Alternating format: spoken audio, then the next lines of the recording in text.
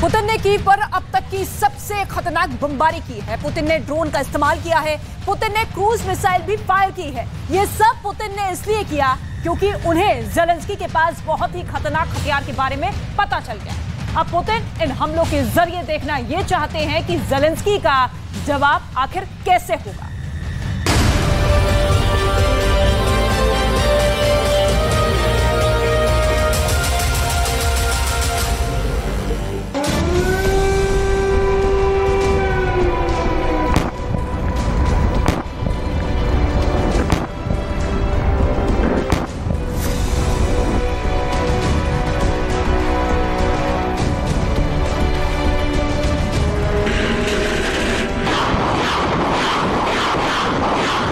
जो लोग महायुद्ध में रूस की हार की भविष्यवाणी कर रहे हैं, उन्हें कीव पर अटैक की नई तस्वीर जरूर देखनी चाहिए।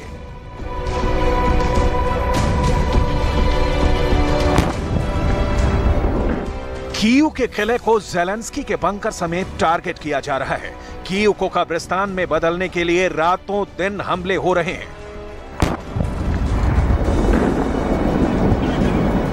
जिन्होंने बखमूत के विनाश की तस्वीरें देखी हैं, जिन्हें कीव पर हमले की रफ्तार, उसकी फोर्स समझ में आएगी तो अचंभे में पड़ जाएंगे। पुतिन यूक्रेन के संपूर्ण नाश की कैसी स्क्रिप्ट तैयार किए बैठे हैं। जिन लोगों के दिमाग में ये बात चल रही है कि पुतिन नाटो के हथियारों के सामने कमजोर पड़ रहे हैं, उन्हें कीव पर हमले की इनसाइड स्टोरी समझनी चाहिए, क्योंकि ये हमला सिर्फ कीव को जलाने के लिए नहीं किया गया। यह हमला ज़ेलेंस्की के मिसाइल गोदाम को खाली करने के लिए भी किया गया है। कीव पर अब तक का सबसे बड़ा हमला हुआ है। 15 महीनों के युद्ध में कीव पर इतना बड़ा हमला नहीं हुआ था। यूक्रेन का दावा है कि उसकी सेना ने रूस के कम से कम 40 ड्रोन एक रात में मार गिराए। सोचिए, एक रात में कीव पर पुतिन ने कितने ड्रोन हमले किए होंगे। रूस की सरकार ने इसका कोई सरकारी आंकड़ा जारी नहीं किया है, लेकिन कीव पर ताजा हमले बता रहे हैं कि बखमूत की जीत के बाद रूस के जनरलों में नया जोश भर गया है। इतना कि सीधे कीव को ही उड़ाकर ज़ेलेंस्की को घुटने के बल चलने के लिए मजबूर कर देना चाहते हैं। एक व्यक्ति की मौत हो गई और 3 जख्मी हैं। कीव के मेयर विटाली क्लिट्स्को के मुताबिक विस्फोटों ने यूक्रेन की राजधानी को हिलाकर रख दिया है। जानकारी स्पष्ट की जा रही है, विवरण बाद में। क्षेत्र में विमान रोधी रक्षा काम कर रही है, वहां लक्ष्य कम किए गए हैं।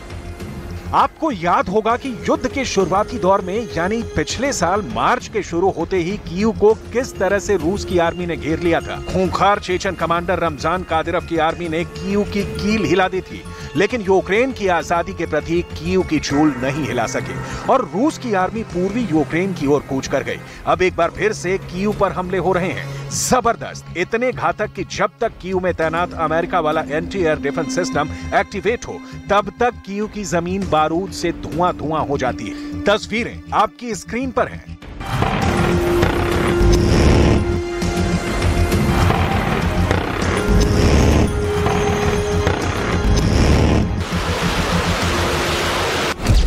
Donetsk, Kherson, Luhansk, Soledar, Avdiivka, Bakhmut. रूस की सेना एक साथ कई मोर्चे पर भीषण जंग लड़ रही है, लेकिन कीव के पास रूस की आर्मी का अभी कोई घेरा नहीं है। कीव को गिराने के लिए पुतिन इस वक्त सिर्फ मिसाइलों और ड्रोन का इस्तेमाल कर रहे हैं। इसका कारण आपको डिटेल में दिखाएंगे, लेकिन उसके पहले रूस के राष्ट्रपति व्लादिमीर पुतिन को आपको जरूर सुनना चाहिए। पुतिन के ताजा बयान में महायुद्ध के आगे की तस्वीर दिखती है।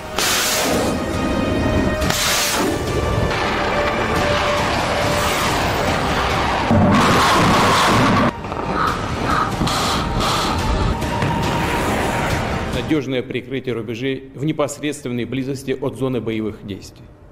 При этом нужно обеспечить быстрое прохождение как военных, так и гражданских транспортных средств и грузов, в том числе продовольствия, гуманитарной помощи, строительных материалов, которые поступают в новые субъекты Федерации, в Донецкую и Луганскую народные республики, Запорожскую и Херсонскую области.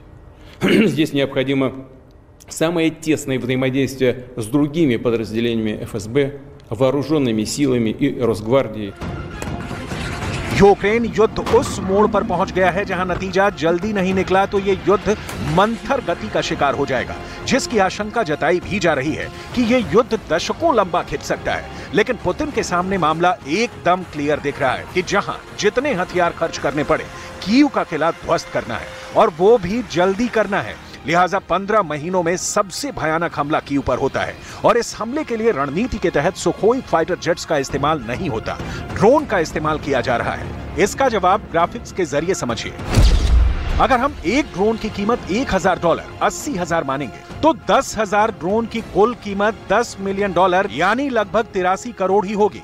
यह आंकड़ा अभी भी रूस के Su-35 फाइटर जेट से कम है। इस फाइटर जेट की कीमत $85 मिलियन से अधिक है। ड्रोन का इस्तेमाल करने के पीछे रूस की रणनीति है कि कम दाम के हथियार से यूक्रेन का कीमती हथियार यानी मिसाइल नष्ट किया जाए।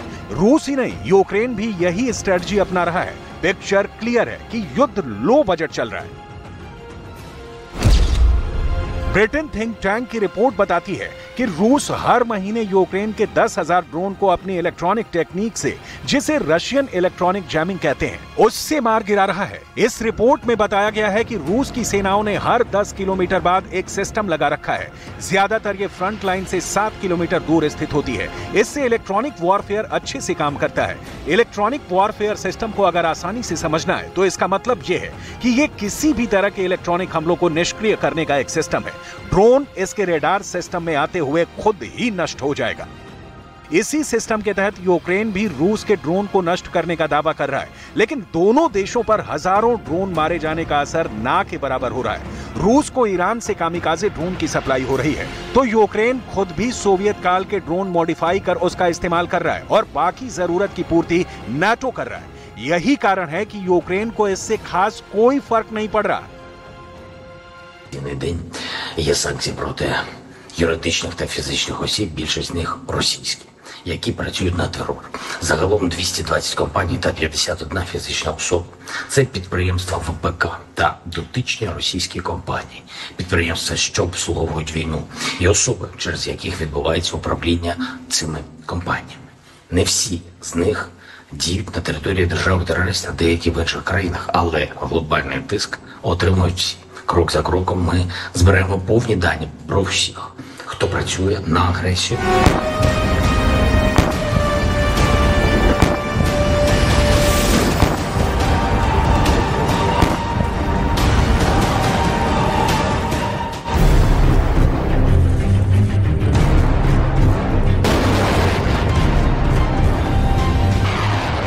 लंबे युद्धों में अक्सर होता है कि देश भारी भरकम हथियारों का खर्च लंबे वक्त तक नहीं उठा पाते और धीरे धीरे युद्ध के हथियार बदल जाते हैं। रूस यूक्रेन युद्ध के दौरान भी यही हो रहा है। पुतिन कम खर्च का ड्रोन इस्तेमाल कर रहे हैं और ज़ेलेंस्की की मिसाइलें इन ड्रोन्स को मारने में खर्च कर पा रहे हैं। सवाल है कि ज़ेलेंस्की के पास ऐसे हमलों का हल क्या है। इसकी डिटेल आपको दिखाएंगे कि कैसे रूस के लो बजट वॉर का जवाब ज़ेलेंस्की भी लो बजट वॉर से दे रहे हैं। लेकिन उसके पहले कीव में तैनात सुरक्षा सिस्टम, जो अब तक रूस से राजधानी को बचाए हुए है, उसकी डिटेल देख लीजिए। कीव में इस वक्त दुनिया का सबसे एडवांस एयर डिफेंस सिस्टम में से एक पैट्रियट डिफेंस सिस्टम तैनात है। यूक्रेन के इसी पैट्रियट से रूस की हाइपरसोनिक किंजल मिसाइल को मारने का दावा भी किया गया है। इसके साथ ही कीव में इजरायल भी एक अचूक जैसा समझा जाने वाला एयर डिफेंस सिस्टम तैनात कर रहा है। जर्मनी का आईरस-T, पैट्रियट से पहले कीव में तैनात अमेरिका का हॉक डिफेंस सिस्टम, सोवियत काल का S-300 Buk M1 medium range anti air missile. इन एंटी एयर डिफेंस सिस्टम में से कुछ 90% तक ड्रोन या मिसाइल हमलों को रोकने में सक्षम है, कोई 80%। लेकिन इतना तय है कि यूक्रेन इस वक्त खुद को बहुत महफूज कर चुका है। रूस की हाइपरसोनिक किंजल मिसाइल को पैट्रियट ने मार गिराया। इसकी वैज्ञानिक पुष्टि नहीं की जा सकती, लेकिन इतना तो तय है कि रूस से अब जो भी हमले यूक्रेन पर हो रहे हैं उनमें कामयाब 40% से भी कम हो रहे हैं। जाहिर है ज़ेलेंस्की ने रूस के ड्रोन और मिसाइलों की काट निकाल ली है। ज़ेलेंस्की इन्हीं हथियारों के भरोसे रूस पर काउंटर अटैक की तैयारी कर रहे हैं, जो शुरू भी हो चुका है। यूक्रेन रूस की सीमा के भीतर घुसकर हमले कर रहा है।